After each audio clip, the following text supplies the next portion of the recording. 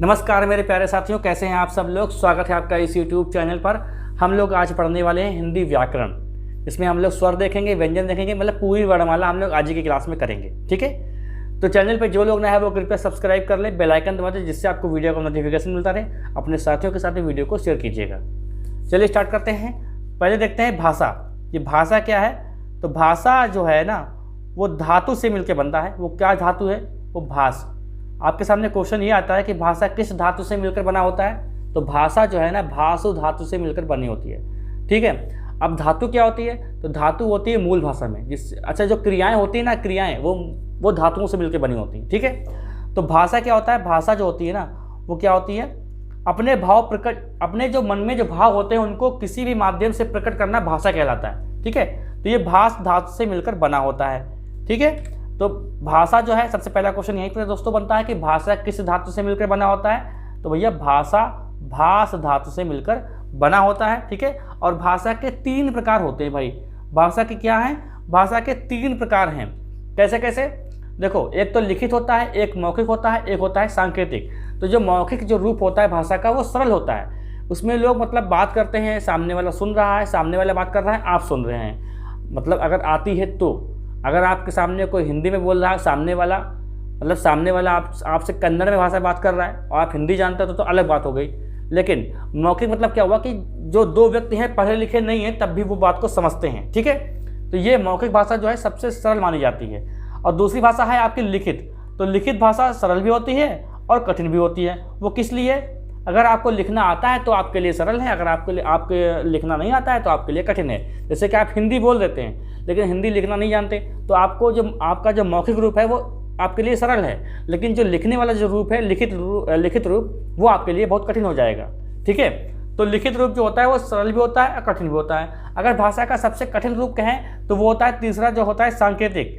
इस सांकेतिक जो एक रूप होता है ना भाषा का, ये सबसे कठिन होता है, क्योंकि इसमें क्या होता है कि इसमें एक सिंबल या संकेत बने होते हैं। जैसे कि आप ट्रेन का सफ़र कर रहे हैं, बस का सफ़र कर रहे हैं, आप रास्ते में देखते होंगे बोर्ड लगे होते हैं बहुत सारे, उसमें कुछ ना कुछ चिन्ह बने होते हैं या फिर कोई ना कोई सिंबल बना होता है। बच्चे जा रहे होते हैं बैग लिए, इसका मतलब ये होता है कि आगे स्कूल है, इस टाइप से। तो ये जो सांकेतिक भाषा दोस्तों होती है, सांकेतिक भाषा कठिन होती है। ठीक है, तो आप समझ गए होंगे। एक बात और है, भाषा का विकास क्रम आप जान दो।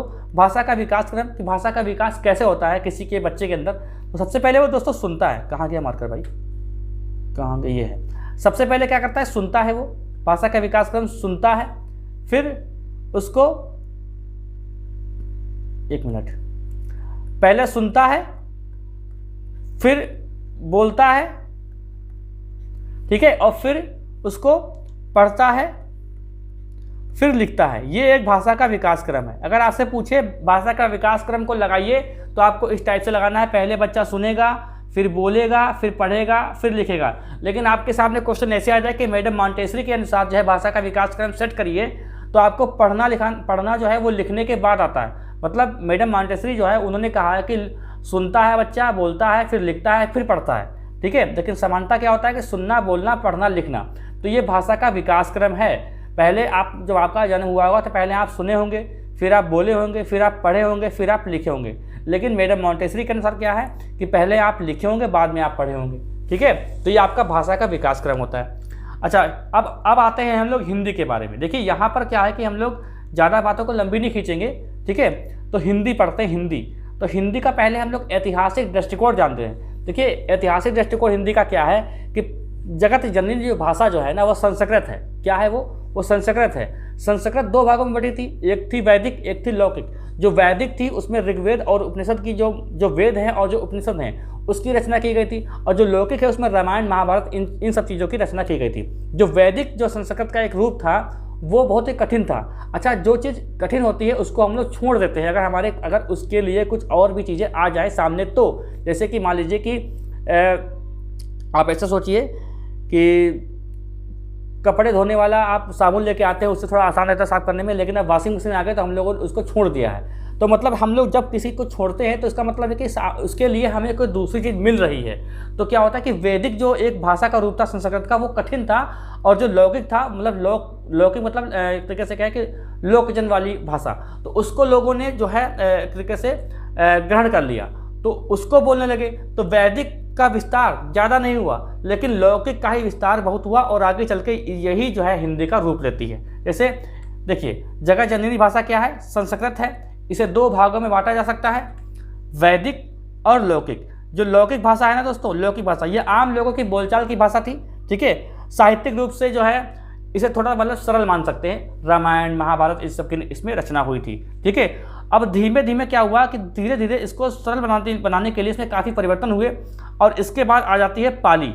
ये पाली आती है, ठीक है, पाली आती है, बौद्ध धर्म के ग्रंथ वगैरह इसी में लिखे हैं। फिर इसके बाद प्रकृति आती है, और प्रकृति थोड़ी कठिन हो जाती है। इसके बाद इसमें जब बोल नहीं पाते हैं लोग, उच्चारण नहीं कर पाते, लिख नहीं पाते, तो उसमें क्या होता है कि थोड़ा सा उसको बिगाड़ देते हैं। बिगाड़ जैसे कि क्या लिखते हैं कि दुख, ये दुख ऐसे लिखते हैं हम लोग, लेकिन क्या होता है कि दुख ऐसे लिखा जाता है, ठीक है। तो नहीं लिख पा रहे हैं, इसको ऐसे लिख दिया, तो ये क्या है? ये विकृत रूप है। तो देखो, जैसे ये अपभ्रंश आ जाता है। अपभ्रंश का मतलब क्या होता है? विकृत रूप। क्या होता है? विकृत रूप। तो प्राकृतिक का एक बिगड़ा हुआ रूप क्या था? अपभ्रंश। फिर इसके बाद थोड़ा और परिवर्तन हुआ, लोग और इसको सरल बना रहे थे, फिर यही बनता है अपभ्रंश शौरसेनी, यानी शौरसेनी अपभ्रंश, ठीक है। इसके बाद आता है अवहट्ट, और इसके बाद हमारी आती है हिंदी। इसके बाद क्या आती है? हमारी हिंदी आती है, ठीक है। तो अवहट्ट को बीच में क्रम में लेते हैं, लेकिन ज़्यादा किताबों में ये नहीं बताया गया, ठीक। अब देखते हैं इसका भौगोलिक दृष्टिकोण क्या है। देखिए, जो भारत का मध्य क्षेत्र है ना, वहाँ पर उत्तर प्रदेश हो गया, बिहार हो गया, मध्य प्रदेश हो गया, राजस्थान हो गया, झारखंड, हरियाणा, हिमाचल प्रदेश, छत्तीसगढ़, दिल्ली, इन सब में हिंदी बोली जाती है। अच्छा, आपको ये समझ में आ रहा है, आपको ये लग रहा होगा कि सर हिंदी हरियाणवी में, तो हरियाणवी है, तो ये दोस्तों हिंदी का ही एक पार्ट है। आप ऐसे समझ सकते हैं कि अगर आपको कोई भी गाना या फिर कोई भी आपको लैंग्वेज थोड़ी बहुत भी समझ में आ रही है, तो आप समझ सकते हैं कि वो हिंदी का ही पार्ट होता है, ठीक है। तो छत्तीसगढ़ी हो गई, दिल्ली में से मैं तू कहाँ जा रहा है, तो ये दिल्ली भाषा है, लेकिन वो क्या आता है? खड़ी बोली एक हिंदी के ही एक भाग है, ठीक है। अगर आपको समझ में आ रहा है, मेरे हिसाब से, मेरा तो मतलब अनुमान ये, मेरा तो अनुभव यही कहता है कि अगर आपको समझ में आ रहा है तो वो हिंदी का पार्ट होता है, ठीक है। तो वो क्या होता है? हिंदी का पार्ट है। तो ये भौगोलिक मतलब गंगा यमुना का जो मैदानी क्षेत्र है, वहाँ पर जो बोले जाने वाली भाषा है वही है हिंदी। अब आप कहेंगे कि सर मराठी, तो मराठी अलग चीज़ है, ठीक है, मराठी की लिपि अलग है, तो वो अलग चीज़ है। कन्नड़, तेलुगु अलग चीज़ है। लेकिन हिंदी अगर बात करें तो हिंदी जो मध्य प्रदेश में हिंदी बोली जाती है, उत्तराखंड में बोली जाती है, हरियाणवी में, राजस्थानी में, थारो भाई, मारा भाई, तो ये सब एक हिंदी का ही एक रूप होता है। तो आपको समझ में अच्छा सा आ रहा है कि थारा भाई मतलब तुम्हारा भाई, ठीक है ना। लेकिन अगर आपसे कन्नड़ में बोल दे कोई, तो आपसे कन्नड़ में अपनी भाषा में कहे तुम्हारा भाई, तो आप समझ ही नहीं पाओगे कि आपको गाली दे रहा है या आपको प्यार दे रहा है, ठीक है। अच्छा, अब हिंदी को हम लोग देखते हैं राजनीतिक या संवैधानिक दृष्टिकोण, ठीक है। इसका क्या है? देखिए, अनुसूची 8 में 22 भाषा हैं, ठीक है, और 22 भाषा जो दी हैं अनुसूची 8 में, तो उन सभी का दर्जा बराबर है। अच्छा, आप यहाँ पे आपको मैं बता दूं कि जो भोजपुरी है, इसको लेके काफ़ी जो है आए दिन आंदोलन करते हैं कि इसको भी 22 भाषा में मतलब दर्जा दिया जाए, ठीक है। लेकिन भोजपुरी नहीं है, क्योंकि भोजपुरी क्या है कि हिंदी का ही एक रूप है, और भोजपुरी बोलने वाले लोगों की संख्या बहुत ज़्यादा है। मतलब आप समझिए कि भोजपुरी कितने लोग बोलते हैं, और ऊपर से कुछ देश हैं जहाँ पर भोजपुरी एक राजकीय भाषा है। तो अगर ये इसको भोजपुरी को अलग कर देते हैं, तो हिंदी का जो वर्चस्व है वो कमज़ोर हो जाएगा। इसीलिए क्या करते हैं? इसीलिए करते हैं कि हिंदी के अंतर्गत ही भोजपुरी को रखते हैं। लेकिन जबकि ये चाहते हैं, भोजपुरी वाले चाहते हैं कि जो हमारी भाषा है भोजपुरी, उसको 22 भाषाओं में एक अलग दर्जा दिया जाए, मतलब 23 भाषा बनाया जाए, ठीक है, ये उनका मानना है। लेकिन ये हिंदी का ही पार्ट है, इसलिए ये बात जो है नहीं मानी जाती है, ठीक है। तो 22 भाषा जो अनुसूची 8 में दी है, इसमें जो है हिंदी को एक विशेष दर्जा नहीं प्राप्त है। जैसे कोई भाषा संस्कृत है, वैसे ही हिंदी है, वैसे ही अंग्रेजी है, ठीक है। तो इस टाइप से भाषा इसमें दी गई, मतलब सबको बराबर मान्यता दी गई है।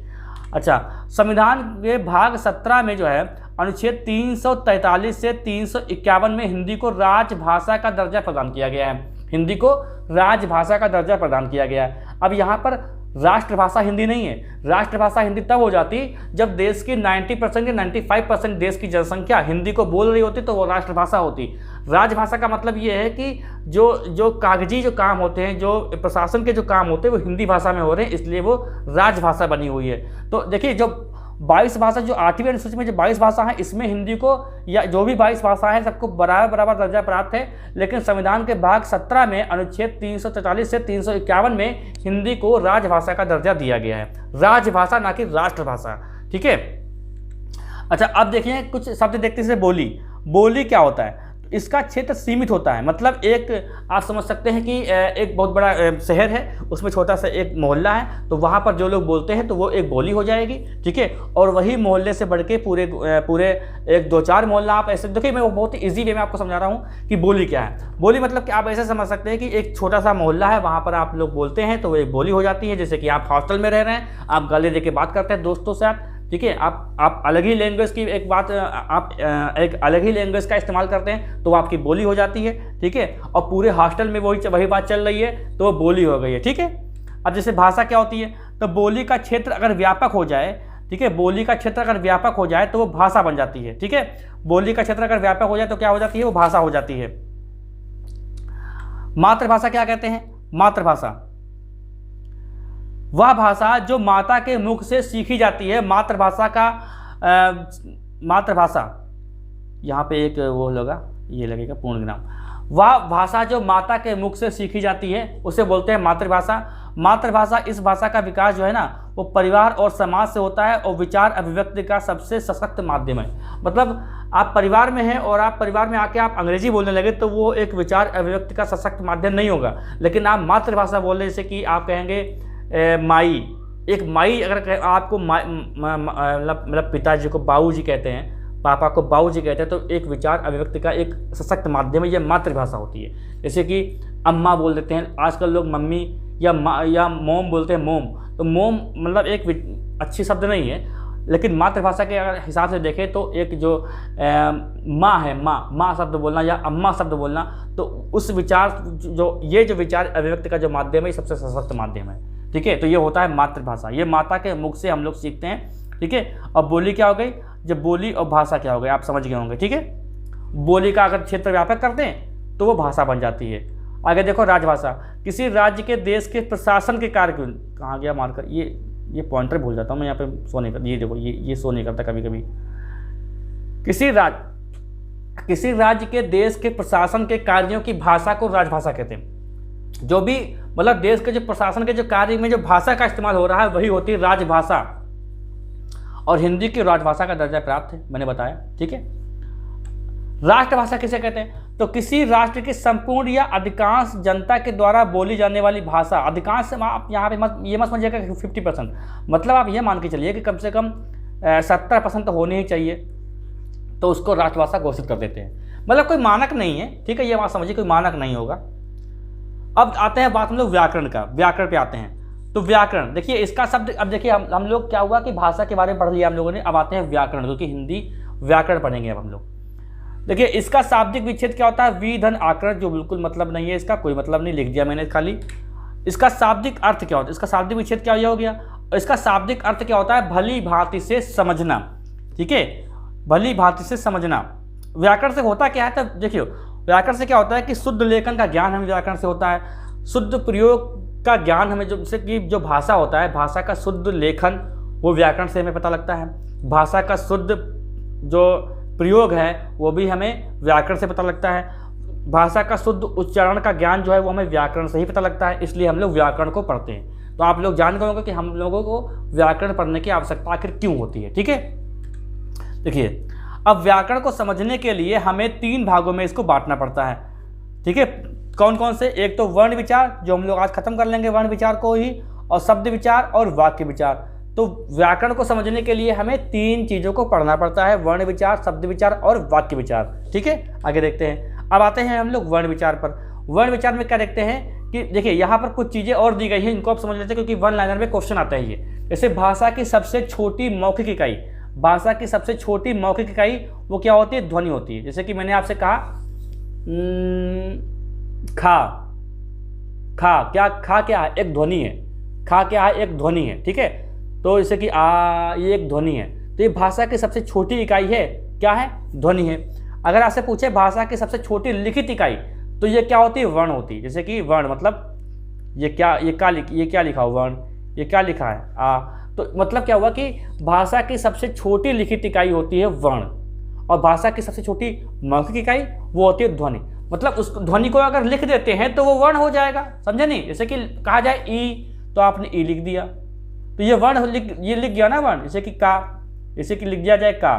अगर का मैंने आपसे बोला लिखा नहीं है तो वो मौखिक रूप है, आप तो समझते होंगे ना। ठीक है, भाषा की सबसे छोटी इकाई या अंग, भाषा की सबसे छोटी इकाई या अंग, ये भी क्या होता है, ये भी वर्ण होता है। कंफ्यूज नहीं होना, ये क्वेश्चन आएगा आपसे तो कंफ्यूज ना होना, ठीक है। अर्थ के आधार पर, आप कभी अर्थ के आधार पर सबसे छोटी इकाई क्या है वो शब्द है, जैसे कि लिखा हो ये का क्या है, ये एक वर्ण है, और यही अगर लिख दिया जाए ऐसे तो ये क्या है, कलम। तो कलम क्या हो गया दोस्तों, एक शब्द हो गया। कलम क्या हो गया, एक शब्द हो गया। कलम क्या हो गया, एक शब्द हो गया। जैसे कि ये लिखा है का, ये तो वर्ण है। अगर हमने कहा का तो ये क्या हो गया, धुन हो गई। इसको लिख दिया तो ये वर्ण हो गया, और अभी ये क्या है, वर्ण है। और वही अगर हमने ये लिख दिया कलम तो ये क्या हो गया, शब्द हो गया। तो अर्थ, अब यहाँ पर एक अर्थ बना रहा है। कलम क्या होता है, एक कलम मतलब ये, तो कलम एक अर्थ एक स्पष्ट कर रहा है। तो इसका मतलब क्या है कि अर्थ के आधार पर सबसे छोटी इकाई कौन होती है, वो होती है शब्द। ठीक है, फिर देखिए भाव या भावार्थ के आधार पर सबसे छोटी इकाई या सबसे बड़ा अंग वो वाक्य होता है। जैसे कि ये देखो, जैसे कि लिखा जाए कलम अच्छा है, कलम अच्छा है। तो यहां पर देखिए यहां पर क्या है, एक भाव निकल रहा है। कलम, अगर आपके सामने ये लिखे, खाली ये लिखा जाए कलम, तो ये क्या है, एक कलम है, बस कलम। अच्छा है, खराब है, बुरा है, या चल नहीं रहा है, या लाल है, पीला है, गुलाबी है, कैसा है नहीं पता, क्योंकि कोई भाव या भावार्थ या कोई अर्थ इसका नहीं निकल रहा है। तो ये क्या है, ये अर्थ के आधार पर सबसे छोटी इकाई है। बस इतना पता है कि कलम है ये। लेकिन वही अगर लिख दो कलम अच्छा है या कलम लाल है, तो ये क्या है कि ये भाव निकल रहा है, एक अर्थ निकल रहा है। तो क्या हो जाएगा, कलम अच्छा है तो ये क्या हो जाएगा, सबसे बड़ा अंग हो जाएगा। मतलब भाव या भावार्थ के आधार पर सबसे छोटी इकाई या सबसे बड़ा अंग वो वाक्य हो जाता है। क्या हो जाता है, वाक्य हो जाता है। ठीक है, अच्छा अब देखते हैं वर्ण। तो वर्ण कितने प्रकार के होते हैं, तो वर्ण होते हैं दोस्तों दो प्रकार के, एक होता है स्वर, एक होता है व्यंजन। ठीक है, ये देखिए स्वर और व्यंजन। अब हम लोग पढ़ते हैं स्वर के बारे में। क्या पढ़ेंगे हम लोग, स्वर के बारे में पढ़ेंगे। स्वर, अब स्वर की परिभाषा अगर आपसे कहे तो क्या कहे, आपसे पूछे क्या बताएंगे, तो जो बोलने में स्वतंत्र हों, जिनमें किसी और वर्ण की आवश्यकता नहीं होती है, वो स्वर होते हैं। जैसे कि ये लिख दिया जाए आ, ये स्वतंत्र हैं, और वही लिख दिया जाए अगर खा, या वही लिख दिया जाए गा, तो इन दोनों में अंतर हो जाएगा। क्यों, क्योंकि इसमें देखिए ये खा जो होता है ना, ये खा में एक स्वर छुपा हुआ है, ये देखिए, तो ये स्वतंत्र नहीं है, तो ये व्यंजन है। और जो स्वतंत्र होते हैं, जिनको बोलने में कम समय लगता है, वो क्या होते हैं, वो स्वर होते हैं। ये बात आपको समझ में आ गई होगी। स्वर मतलब स्वतंत्र, इनको लिखने के लिए और कोई अक्षर की आवश्यकता नहीं होती है। कोई भी व्यंजन अपने आप में पूर्ण नहीं होता जब तक उसमें स्वर नहीं लगा होगा। जिससे मान लीजिए लिखा हो कि, तो ये व्यंजन ही है, क्योंकि इसमें क्या है, इसमें का को अलग करेंगे और प्लस बड़ी की पाई लगाएंगे, तब जाके ये की बनता है। इसीलिए क्या करते हैं, ये जो का है ना, ये अपने आप में स्वतंत्र नहीं होता, इसमें स्वर लगा होता है। तो व्यंजन और स्वर समझ गए होंगे। अब यहाँ पर कंफ्यूजन होता है कि स्वर की संख्या कितनी होती है। स्वर की संख्या कितनी होती है आपको बताना है। तो देखो पहले से स्टार्ट करते हैं स्वर। तो स्वर की संख्या कितनी होती है, हिंदी में देखा जाए तो 11 होती हैं। कौन कौन सी होती है, देखो आ, बड़ा आ, छोटी ई, बड़ी ई। ठीक है, छोटा ऊ, बड़ा ऊ और री। ठीक है, और यहाँ पे इतना छोड़ देते हैं, ए नहीं ये वाला नहीं रहेगा, कैसे मिटेगा यार ये।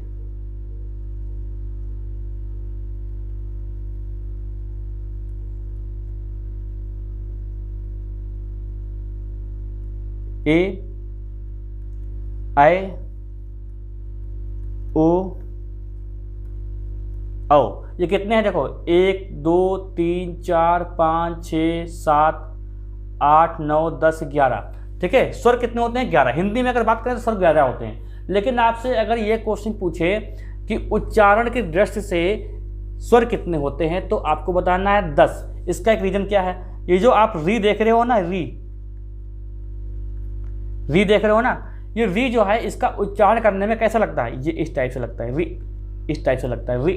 ठीक है, तो ये उच्चारण की दृष्टि से जो होता है ना, ये स्वर नहीं मानता। लूसेंट में तो 10 ही स्वर माने हैं। लेकिन मैं आपको बताऊं कि डिटेल में क्या है, कि आपसे हिंदी में स्वर की संख्या पूछे तो आपको 11 बताना है। अगर आपसे लिखे, आपके सामने लिखा हो कि मूल स्वर कितने होते हैं, तो 13 होते हैं। अभी मैं उसको डिस्कस करूंगा। ठीक है, जैसे री, तो उच्चारण की दृष्टि से अगर आपसे पूछे तो आपको ये री नहीं काउंट करना है, आपको करना है 1 2 3 4 5 6 7 8 9 10। और अगर हिंदी में स्वर की संख्या पूछे तो आपको लगा देना है 11। उच्चारण की दृष्टि से आपको लगाना है री, मात्रा की दृष्टि से तो आपको बताना है 10। अब कैसे 10 होगा? 10 इस टाइप से होगा। अच्छा, उसको भी डिस्कस करते हैं। देखो पहले इसको समझते हैं। अब ये हो तो एक ये होता है, ठीक है, एक ये होता है, तो इनको अलग लिख लो। अब जैसे जो मूल जो स्वर होते हैं वो होते हैं 13। कैसे? 11 तो ये हो गए, और 12 और 13 ये हो गए, ठीक है। अच्छा, एक आपने पढ़ा होगा नालंदा में 14 होते हैं, तो उसमें एक ऐसे एक और दिया होता है, ऐसे 2 बार ये जो है नीचे री लगा होता है, तो इसको आप भूल जाइए, 14 तब भूल जाइए, ठीक है। तो 11 और 10 13, तो 11 कैसे? हिंदी में स्वर कितने हैं? 11 हैं। री को देखो, री एक स्वर है, जैसे कि यहाँ पे लिखा हो घृणा, ये घृणा, तो ये जो आप ये देख रहे हो ना, ये स्वर होता है, ये स्वर, जैसे कि कृपा, ये तो ये क्या है? ये एक स्वर होता है। ये क्या होता है? स्वर होता है, स्वर। तो कृपा, तो यही वाला री है ये। लेकिन आप इसको अगर उच्चारित करेंगे तो उच्चारण के तौर पे ये स्वर लगता ही नहीं, ये लगेगा आपको ऐसे री, ये आपको ऐसे लगेगा। इसलिए उच्चारण के तौर पे अगर देखा जाए तो स्वर की संख्या कितनी होती है? 10 होती है। समझ गए? कितनी संख्या होती है? 10 संख्या होती है। और वही अगर आपसे मूल स्वर पूछे तो 11 और 12 ये हो जाता है। अच्छा, 14 पूछे तो ये हो जाएगा, ठीक है। अच्छा, अब आपसे पूछेगा कि हिंदी में मात्रा कितनी होती है, तो हिंदी में दोस्तों मात्रा होती है कितनी? 10। कैसे? देखो, जैसे आपके सामने लिखा हो ये का, तो का ये अपने आप में पूर्ण है, इसमें कोई मात्रा नहीं लगी है। वही लिखा हो यहाँ पर का, तो इसमें आप बताएंगे कि हाँ बड़ा है की मात्रा लगी है। बताते कि नहीं? बचपन में हम लोगों ने पढ़ा है, छोटा आ बड़ा आ, तो का अगर लिखा हो तो का में कोई मात्रा नहीं मानते हैं हम लोग। मानते हैं क्या? तो जो आ होता है, आ को नहीं मानते हैं, आ को मात्रा में नहीं काउंट करते हैं, बाकी सबको काउंट करते हैं, तो 10 होता है। आप इनको हटाओ, हिंदी की बात हो रही है ना, तो इनको हटा देंगे। अब हम लोग संस्कृत में नहीं पढ़ रहे हैं, ठीक है। तो आ ई, ये अगर मान लिया कह दिया जाए कि लिखो, चेंज कर दिया थोड़ा सा, वरना गिचपिच हो जाएगा। देखो, जैसे कि लिखा हो का, तो ये का लिख दिया, ये की लिख दिया, ये भी मात्रा लग गई, ये भी मात्रा लग गई, ये भी मात्रा लग गई, और ये भी मात्रा लग गई। तो देखो सब मात्रा लग गई। लेकिन अगर ऐसे लिख दिया जाए का, तो का की, तब का की कोई मात्रा मानी नहीं जाती है। इसलिए हिंदी में अगर मात्रा की बात करें तो 10 होती हैं। ये बात आपको समझ में आ गई होगी, ठीक है। अब देखो, उच्चारण के स्थान पर स्वर की संख्या कितनी होती है? 10 होती है। मूल स्वर की संख्या कितनी होती है? 13 होती है।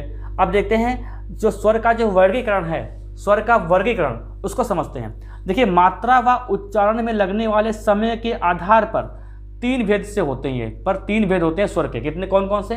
3। एक तो ह्रस्व स्वर होता है, एक दीर्घ स्वर होता है, एक होता है आपका पुलिस स्वर।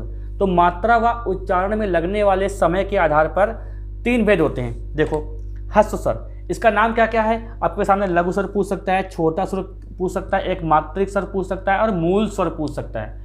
तो ये कितने? 4 होते हैं। एक होता है छोटा आ, छोटी ई, छोटा ऊ और री। अगर आपसे पूछे उच्चारण के स्थान, उच्चारण के आधार पर ह्रस्व स्वर कितने होते हैं, उच्चारण के आधार पर, ठीक है, तो आपको 3 बताने हैं, क्योंकि री तो उच्चारित होता नहीं है, री उच्चारित नहीं होता है। तो आपसे अगर उच्चारण के आधार पर पूछे कि स्वर के कितने भेद होते हैं ह्रस्व स्वर में, तो आपको बताना है 4। वैसे आप, सॉरी 3, वैसे आपसे इतना डिटेल में नहीं पूछेगा। आपसे ये पूछेगा कि ह्रस्व स्वर या मूल स्वर, मतलब हिंदी में पूछेगा, ठीक है, या छोटा स्वर कितने होते हैं, तो आपको बता देना है, ठीक है। इसको आप रहने दो, इससे कन्फ्यूज जाएंगे, इसको हटाओ, इसको रहने दो।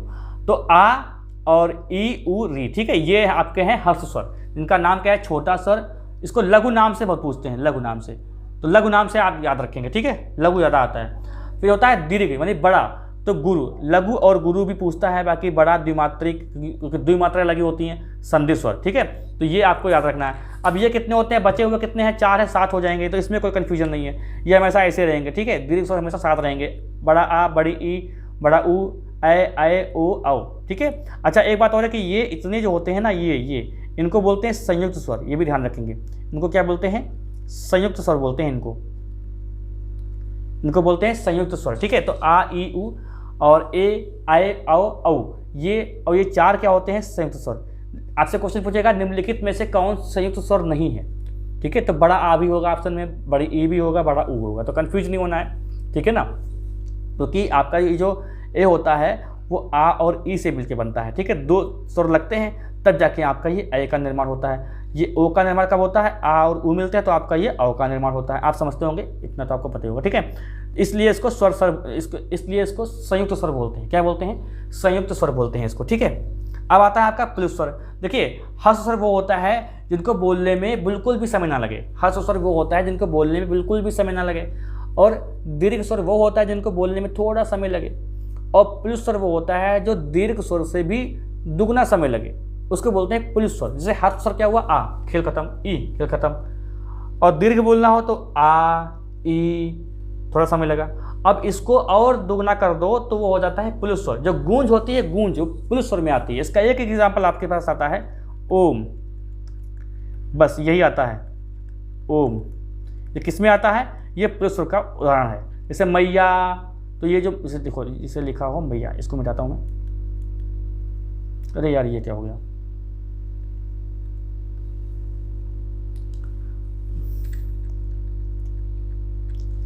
इसे लिखा हो मैया,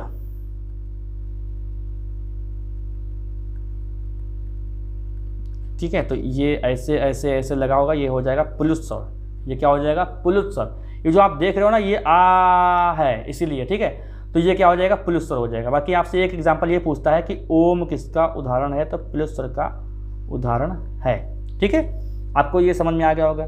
तो ये तो हो गया मात्रा व उच्चारण के आधार पर स्वर का भेद हो गया। अब देखते हैं हम लोग जीभ की क्रियाशीलता के आधार पर। ये दो प्रकार से होता है। एक तो होता है जीभ के भाग के आधार पर, अग्रभाग, मध्य भाग, पश्च भाग। तो यहाँ पर देखो एक चीज़ बता दूं मैं आपको कि ये बहुत सरल होता है, इसको याद करना। देखो कैसे, जैसे अग्रभाग ये हो गया, ये हो गया अग्रभाग, अग्रभाग हो गया, ये हो गया पश्च, ये हो गया मध्य भाग, ठीक है। ये मध्य भाग हो गया और ये हो गया पश्चिम भाग। क्या हो गया दोस्तों, पश्चिम भाग हो गया। हमें मध्य भाग से स्टार्ट करना है, तो बस इसको ऐसे लिख दो और बाकी जितने भी ऐसे बनते हैं, बाकी इतने ऐसे से लिख दो, ठीक है।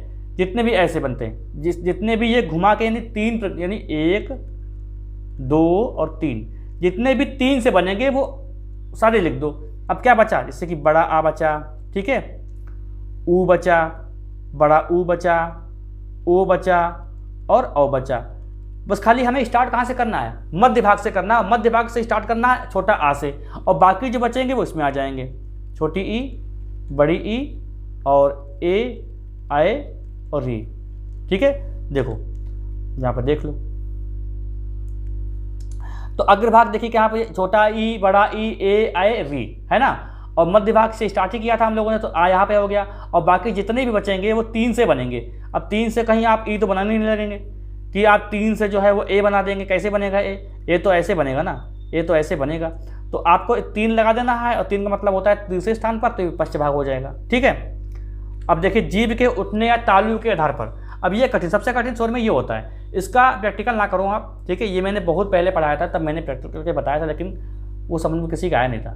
तो आप ऐसे याद कर लो भैया कि संवृत, अर्धसंवृत, निवृत, अर्धनिवृत। आपसे क्वेश्चन ऐसे पूछ सकता है कि जीभ की क्रियाशीलता के आधार पर स्वर के कितने प्रकार होते हैं। तो 2 प्रकार आप लिखेंगे, ठीक है, जीभ के आधार पर और जीभ के उठने के आधार पर, ठीक है। तो अगर आपसे ऐसे पूछे कि जीभ के भाग के आधार पर जो है वो स्वर के कितने भेद होते हैं, तो आपको लगाना है 3। जैसे कि यहाँ पर लगा हुआ है, ये देखो 3 लगा हुआ है, ठीक है। और अच्छा, इसका कलर चेंज करना था, कलर चेंज करना भूल गया मैं, ठीक है, कोई बात नहीं। तो जीभ के उठने के आधार पर तालु के आधार पर स्वर के भेद कितने होते हैं, 4 होते हैं। कौन कौन से, संवृत, अर्धसंवृत, निवृत और अर्धनिवृत। तो संवृत में क्या है, छोटा ई, बड़ा ई और ऊ, बड़ा ऊ और री। अर्धसंवृत में क्या है, ए और औ। निवृत में क्या है, बड़ा आ। अर्धनिवृत में क्या है, आ, ए, औ, ठीक है। तो इसको आप याद कर लेंगे, बाकी मैंने आपको ट्रिक बता दी है, ठीक है। आगे चलते हैं। ओष्ठ के आधार पर, मतलब ओष्ठ के जो हम बोलते हैं, तो हमारे जो ओठ का एक शेप बनता है, मतलब एक आकार बनता है, उसके आधार पर पूछ रहा है। तो एक तो होता है वृत्तमुखी, एक होता है आवृत्तमुखी। तो आप ये जानते होंगे कि वृत्तमुखी मतलब क्या हुआ कि जिसको हम बोलेंगे तो होंठ हमारा जो है वृत्त के आकार का बन जाएगा। जैसे कि ऊ, ओ, औ। अब ए में तो बनेगा नहीं, ए बन जाए, आ में बन जाए, ठीक है, री में बन जाए, ई में बन जाए, ई, आ, ए। हमारा होंठ जो है वो गोल नहीं बन रहा है, मतलब एक सर्किल नहीं वृत्त नहीं बना रहा। बाकी ऊ, औ। जो स्वर को बोलने में हमारे होंठ जो है वो गोल हो जाएं, वो होता है वृत्तमुखी, यानी वृत्त का आकार का बन रहा है, और जो जिसमें नहीं बने वो हो जाएंगे आवृत्तमुखी। एक आपका स्वर याद होगा, ऐसे होता है स्वर, एक आगत स्वर। तो आगत स्वर जो होता है ये विदेशी स्वर है, ठीक है, जैसे कि हेलीकॉप्टर लिखा होता है, हेलीकॉप्टर ऐसे।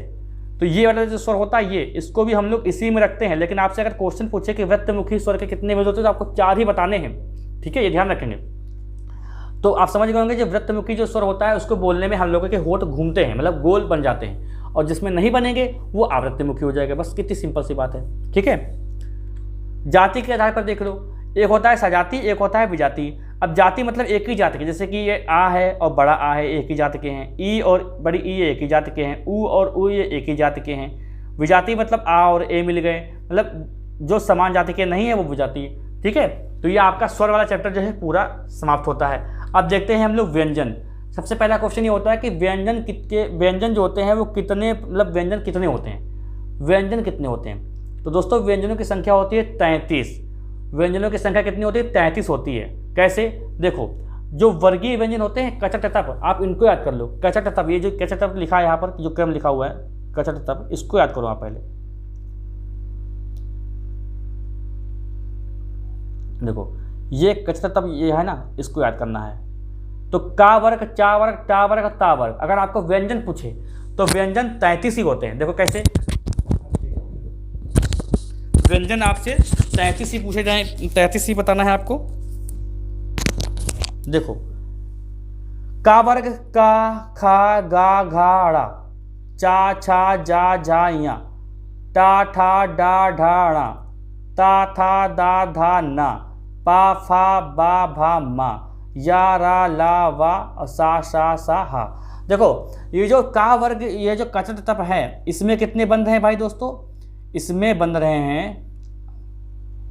इसमें कितने बंध हैं, 1 2 3 4 5, और पचम कितने, 25 तो ये हो गए, ठीक है।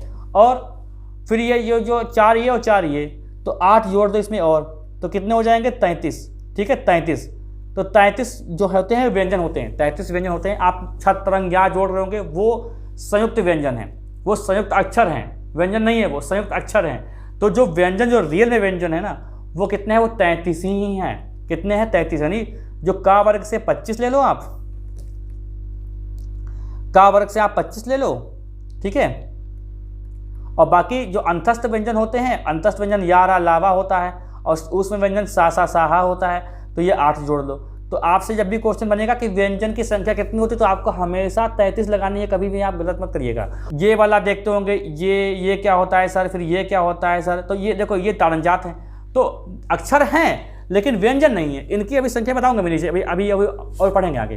तो व्यंजन जो होते हैं वो 33 ही होते हैं। व्यंजन कितने होते हैं, 33 ही होते हैं, जो आपके सामने यहाँ पर चार्ट में बने हुए हैं, ठीक है। ये वाला, ये वाले, ये वाले, ये वाले, ये वाले, ये वाले, यही व्यंजन होते हैं। बाकी सब जो हैं उनके अलग नाम होते हैं। तो आइए देखते हैं क्या क्या नाम है। देखो जैसे कि एक लिस्ट यहाँ पे देखते हैं। उच्चारण पे अपने आधार पर व्यंजनों को 8 प्रकार से बांटा जा सकता है। कैसे कैसे, स्पर्शी व्यंजन कैसे हो जाएंगे, देखो का, टा, ता, पा, यानी चा वर्ड यहाँ पर नहीं है, ठीक है। वर्ग के 4 ले लो। जैसे कि स्पर्शी व्यंजन आपसे पूछा, आपसे क्वेश्चन ये पूछेगा निम्नलिखित में से कौन सा स्पर्शी व्यंजन नहीं है, ये आपसे पूछेगा कि निम्नलिखित में से कौन सा स्पर्शी व्यंजन नहीं है। तो आप ध्यान रखेंगे कि स्पर्शी व्यंजन है कौन कौन से।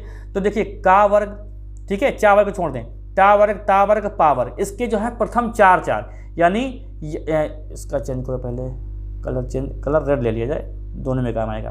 देखो ये, अरे नहीं ऐसा नहीं, देखो का वर्ग के 4 ये वाले, ठीक है, और फिर ये वाला, ये स्पर्शी हैं, और ये वाला, और ये वाले, तो कितने हो गए, 16 हो गए, ठीक है। 16, 4 4 4 16।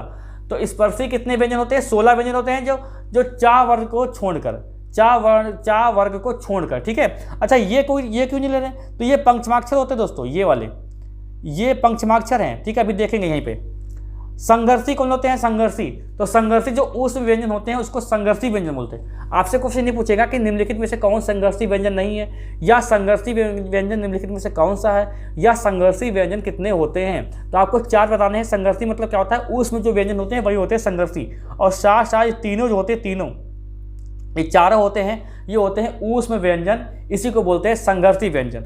अच्छा, संघर्ष स्पर्शी क्या है? ये 4 वर्ग के प्रथम 4, ये देखिए, ये जो संघर्षी पूछ रहा है, संघर्ष स्पर्शी जो पूछ रहा है, कौन से हैं? 4 वर्ग के प्रथम 4, ये 4 वर्ग के प्रथम 4, ये वाले, ठीक है, ये वाले। तो ये हो गया, ठीक है। अच्छा, अब आपसे पूछेगा क्या कि नासिक की, तो सभी वर्ग के पंचमाक्षर, जब सभी वर्ग के जो पंचमाक्षर होते हैं, तो ये क्या हो जाएगा? सभी वर्ग के जो पंचमाक्षर होते हैं वो क्या होते हैं? ये वाले सभी वर्ग के पंचमाक्षर, ये क्या होते हैं? ये होते हैं नासिक के। क्या होते हैं दोस्तों? ये होते हैं नासिक के, ठीक है। और संघर्षहीन क्या होते हैं? या और वाह जो होते हैं ये संघर्षहीन होते हैं, ठीक है। अच्छा, या और वाह को बोलते हैं अर्धस्वर। क्या बोलते हैं? अर्धस्वर, क्योंकि इनको बोलने बिल्कुल भी समय लगता नहीं है और ये संघर्षहीन भी होते हैं। तो इनको अगर आपसे पूछे कि निम्नलिखित में से कौन सा अर्धस्वर है, तो भैया या और वाह में से कोई एक ऑप्शन होगा, आप लगा दीजिएगा, या फिर दोनों लगा देंगे अगर या वाह दोनों हो तो, ठीक है। और प्रकंपित क्या होता है? रा होता है। कहाँ गया मार्कर? प्रकंपित क्या होता है? रा होता है। इसको लुंठित भी बोलते हैं, इसको क्या बोलते हैं? लुंठित भी बोलते हैं, ठीक है। और पार्श्विक जो किनारे से बोलता है, मतलब जवान के किनारे से बोलता है, ला, तो ये क्या होता है? पार्श्विक क्या है? ला है। प्रकंपित और ला, इसमें पार्श्विक में कंफ्यूजन होता है, ध्यान रखेंगे। पार्श्विक क्या है? ला है, और प्रकंपित रा है, जिसको लुंठित भी बोलते हैं, रा को लुंठित भी बोलते हैं, ठीक है। और ताड़न जात, ढा और ढा, ये ढा और ढा, ये क्या होता है? ताड़न जात होता है। देखिए, जैसे ये एक शब्द लिखा हो तो इसके ऊपर बिंदी लगी है तो ये अनुस्वार हो जाएगा, यहाँ लगी हो तो ये पंचमाक्षर हो जाएगा, और यहाँ लगी हो तो ताड़न जात हो जाएगा, और यहाँ लगी हो अगर तो ये हो जाता है आपका नुक्ता, ठीक है। चलिए, अच्छा, यहाँ पर ठीक है, झा को समझा दिया मैंने। झा पर आप, क्योंकि क्वेश्चन कभी कभी ये आता है कि निम्नलिखित में से कौन सा मानक नहीं है, तो झा मानक नहीं होता है, क्योंकि पहले हम लोग झा को कैसे लिखते थे?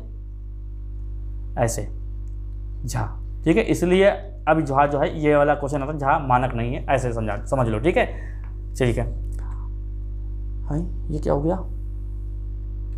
हाँ, घोष व कंपन के आधार पर, हाँ, घोष व कंपन के आधार पर व्यंजन के प्रकार कितने होते हैं? तो सघोष और अघोष आपने पढ़ा होगा, यहाँ पर बहुत ही कम समय में आपको समझा दूंगा सघोष और अघोष क्या होता है, ठीक है। चलिए, अघोष और सघोष, घोष व कंपन के आधार पर जो व्यंजनों के भेद होते हैं वो 2 होते हैं, अघोष और सघोष। कौन कौन से? देखिए, ये सघोष जो होते हैं, अघोष, तो देखो ये जो पहली, ये जो कचट वर्ग होता है ना, कचट वर्ग की जो पहली और दूसरी लाइन जो होती है ये होती है अघोष, और तीसरी, चौथी, 5वीं लाइन क्या होती है? ये होती है सघोष। मतलब 1 और 2 ये क्या होते हैं? अघोष होते हैं, ठीक है। और 3, 4, 5 ये क्या होते हैं? ये सघोष होते हैं। बस इनको याद नहीं कर सकते हैं आप, याद आप नहीं कर सकते। ये क्या लिख दिया मैंने? देखो, 1 और 2 ये क्या होते हैं? ये होते हैं अघोष, और 3, 4, 5 ये लाइन क्या कहलाती है? ये कहलाती है सघोष। सघोष को घोष भी बोलते हैं, सघोष को घोष भी बोलते हैं कभी कभी, ठीक है।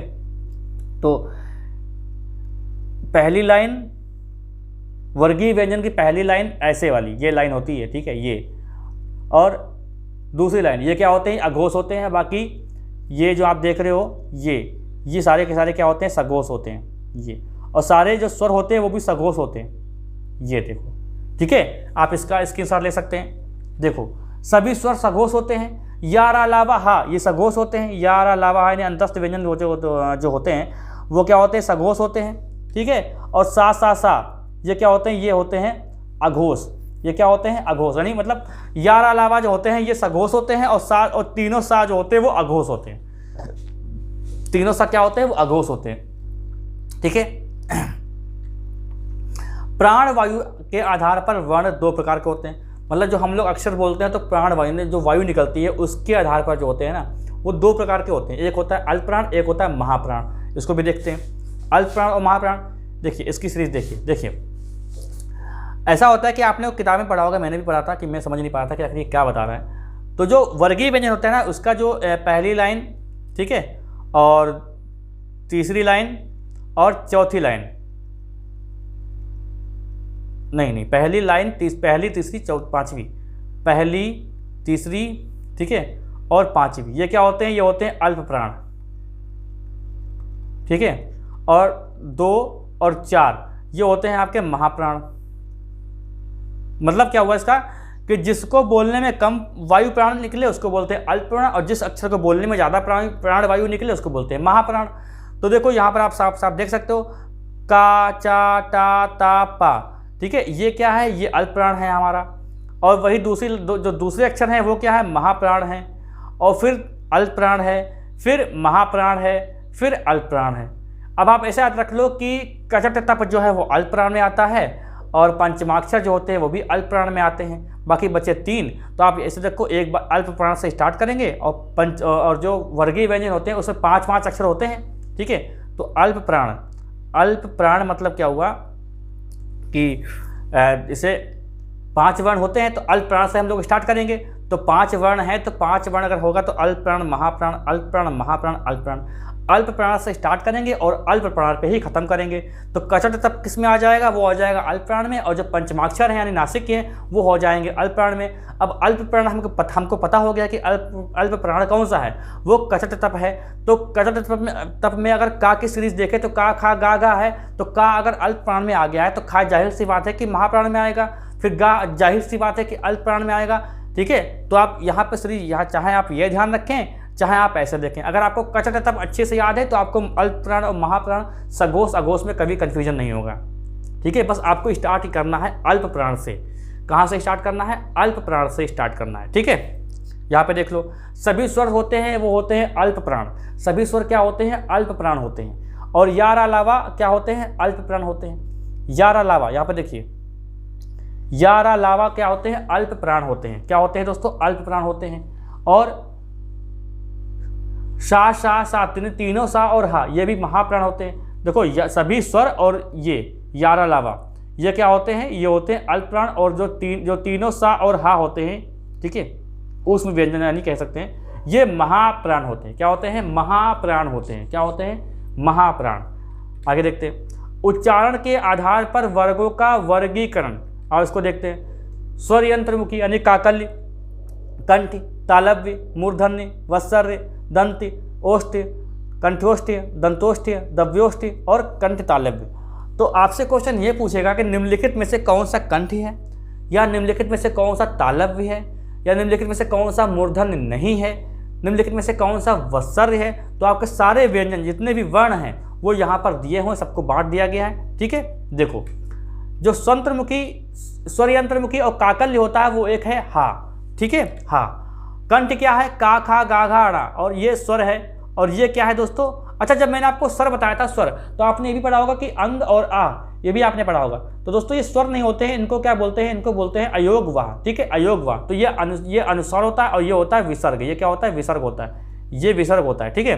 तो इसमें क्या बता दिया मैंने आपको कि कंठ में अगर आपसे पूछे कि ये आ दिया हो और पूछे निम्नलिखित में से कौन सा कंठ है, तो आपको आ बताना। ये सीरीज आपको याद करनी पड़ेगी, इसमें कोई भी लॉजिक नहीं है। जो लॉजिक बताते होंगे वो आपको बेवकूफ़ बना रहे हैं, उनको खुद नहीं समझ में आता होगा, इसको याद ही करना पड़ेगा। तो कंठ क्या है? का, खा, गा, घा, ड़ा, आ, और ये विसर्ग वाला आ, ठीक है, विसर्ग आ, तो आह। तो ये क्या है? कंठ है। तालव्य क्या है? चा, छा, जा, झा, या, चा, और ये एक स्वर आता है छोटा ई। यहाँ पे देखिए, ध्यान रखिए, छोटा ई ही लिखा है, बड़ा ई नहीं लिखा है। तो तालव्य क्या होता है? का, चा, छा, जा, झा, या, शा, शलजम वाला सा, और छोटा ई। मूर्धन्य में टा, ठा, डा, ढा, ड़ा और सा। देखिए यहाँ पे षटकोण वाला सा बना हुआ है, और ये एक स्वर आता है री। तो री किस में आता है? मूर्धन्य में आता है, मूर्धन्य में आता है, ठीक है। वत्सर्य क्या होता है? नाला रासा, ये वत्सर्य है। दंत में क्या है? ता, था, दा, धा। देखिए यहाँ पर जो वर्गीय व्यंजन है उसका आप लॉजिक यहाँ नहीं लगाएंगे। अगर उसका लॉजिक लगा के चलते हैं तो ये देखो यहाँ पर 11 है और वहाँ पर क्या है? वहाँ पर तो 5 ही थे, कचट तप, इसलिए वहाँ का लॉजिक यहाँ नहीं लगेगा, ठीक है। तो दंत क्या होता है? ता, था, दा, धा। ओष्ठ ऊ और ऊ, कंठोष्ठ ओ और औ, ठीक है। यहाँ पर कंफ्यूज करने वाली चीज़ें हैं, इनको आपको याद ही करना पड़ेगा। आप चाहे तो इसको रट लीजिए, मैं तो ये कहता हूँ, बाकी इसमें लॉजिक लगा मत निकालिएगा कोई भी। दव्योष्ठ वा और फा, वा और फा दव्योष्ठ है, और दंतोष्ठ। और दव्योष्ठ क्या है? पा, फा, बा, था, मा, पा, फा, बा, पा, फा, बा, था, मा, ये दव्योष्ठ। और कंठोष्ठ क्या है? ए और ए, कंठ तालव्य। देखिए कंठ यहाँ पर आ गया, ठीक है, और ये तालव्य हो गया ई। तो इसको जोड़ेंगे तो यही तो बनेगा। ठीक है, तो ये कंठ तालव्य हो गया, ये आपकी सीरीज हो गई। अब आप देखते हैं कि हिंदी के अन्य वर्ण कौन कौन से भी देख लो भाई। अयोगवा, अयोगवा क्या है, एक ये अनुस्वार वाला हो गया, ये हो गया आपका विसर्ग। ठीक है, ये अयोगवा कितने होते हैं, आपसे क्वेश्चन पूछेगा हिंदी में कि अयोगवा की संख्या कितनी है, तो 2 है। आपसे पूछ लेगा कि निम्नलिखित में से कौन सा अयोगवा है, ऐसे भी क्वेश्चन पूछ सकता है, 4 ऑप्शन देके। ठीक है, संयुक्त अक्षर छा त्रा ज्ञा स्रा, देखिए इसीलिए मैंने इसको वर्ग में नहीं लिया था, छा त्रा ज्ञा स्रा। ठीक है, तो इसका देखिए ये क्या होता है कि संयुक्त बनता है, ऐसे बनता है, ये ऐसे बनता है, तब जाके बनता है छा। ठीक है, ये तब जाके बनता है रा। ठीक है ना, इसलिए क्या होता है संयुक्त, मतलब अक्षरों का संयुक्त रूप है, तब जाके बनता है संयुक्त अक्षर। तो संयुक्त अक्षर की संख्या कितनी होती है, संख्या होती है भैया 4। संयुक्त अक्षर की संख्या कितनी होती है, 4 होती है। और पूछेगा आपसे निम्नलिखित में से कौन सा संयुक्त अक्षर है, या पूछेगा निम्नलिखित में से कौन सा संयुक्त अक्षर नहीं है, ऐसे ही पूछेगा आपसे। तो विकसित स्वर, अनुनासिक या चंद्रबिंदु, ये इसको बोलते हैं, ये है, इसको बोलते हैं विकसित स्वर। ठीक है, इससे बना हुआ शब्द जो है वो तत्सम नहीं होता है, ध्यान रखेंगे। विकसित या द्विगुण या ताड़नजात या उच्चिप व्यंजन, इनकी संख्या होती है 2। देखिए इनसे कोई शब्द जो है स्टार्ट नहीं होता है, जैसे कि आपने सुना होगा ढक्कन, ढक्कन तो आपने देखा होगा, लेकिन आपने कोई सुना होगा कि ऐसे शब्द कोई स्टार्ट होता है या कोई शब्द ऐसे स्टार्ट होता है, नहीं। इन ताड़नजात शब्द से कोई भी शब्द स्टार्ट नहीं होता, ये ध्यान रखेंगे। ठीक है, विदेशी स्वर या आगत स्वर, ये देखिए चंद्रबिंदु रखी हुई है, जैसे वही वाला हॉस्पिटल वाला, हॉस्पिटल, तो ये वाला। ठीक है, इसको बोलते हैं हम लोग, जो वो बताया था मैंने, क्या बताया था यार, व्रतमुखी स्वर, उसमें इसको काउंट करते हैं, लेकिन व्रतमुखी संख्या की जो स्वर की संख्या वो 4 ही बताएंगे आप लोग।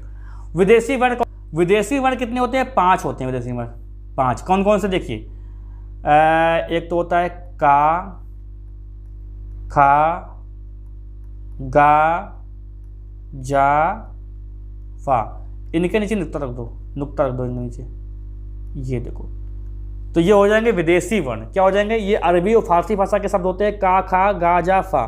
ठीक है, ये क्या हो गए विदेशी वर्ण। एनसीईआरटी में इनको 3 माना है, खा ये 3 माना है, खा और जा, फा, ये एनसीईआरटी में माना गया है। ठीक है, तो यहाँ पर क्या है, ये 5। अगर विदेशी वर्ण की बात करें तो कितने होते हैं, तो 5 वर्ण है विदेशी वर्ण। देखिए विदेशी वर्ण, ये जो विदेशी स्वर है ना, ये विदेशी स्वर है, तो इसको आप नहीं काउंट करेंगे। आपसे पूछेगा विदेशी स्वर कितने,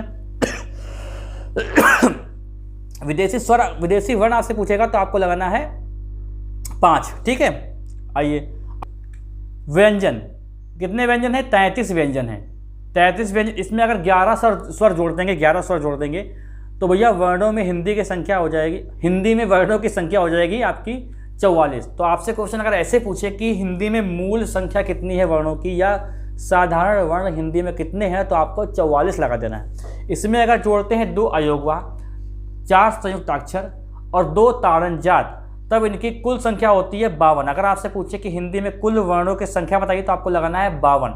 अगर इसी में हम लोग 4 विदेशी स्वर जोड़ देते हैं, 3 एनसीईआरटी वाले और 1 आपका आगत स्वर, ये वाला, तो कितनी संख्या हो जाती है, तो इसकी संख्या दोस्तों हो जाती है 56। तो मानक संख्या कितनी हो जाएगी, 56। अगर आपसे पूछे कि हिंदी में वर्णों की मानक संख्या कितनी, तो आपको 56 बताना है। हिंदी में मूल वर्ण या साधारण वर्ण कितने हैं, तो आपको 44 बताना है। हिंदी में कुल वर्ण कितने हैं, तो आपको 52 बताना है। ठीक है, तो यह आपकी क्लास हो गई, और इसकी नेक्स्ट क्लास भी जल्दी आएगी, वो भी लंबा वीडियो होगा, उसमें काफ़ी चैप्टर एक साथ में कवर कर दूंगा, तो आप इसे कह सकते हैं एक मास्टर वीडियो। तो यहाँ तक अगर आपको बात समझ में आई है, आपने यहाँ तक देखा है, तो भैया एक बार लाइक कर दीजिए और एक अच्छी सी कमेंट छोड़ दीजिए, अपने साथियों के साथ शेयर कर दीजिए। नए हैं अभी तक चैनल पर, तो चैनल को सब्सक्राइब कर लें और बेल आइकन भी दबा दें, जिससे आपको वीडियो का नोटिफिकेशन मिलता रहे। मिलते हैं हम लोग नेक्स्ट क्लास में।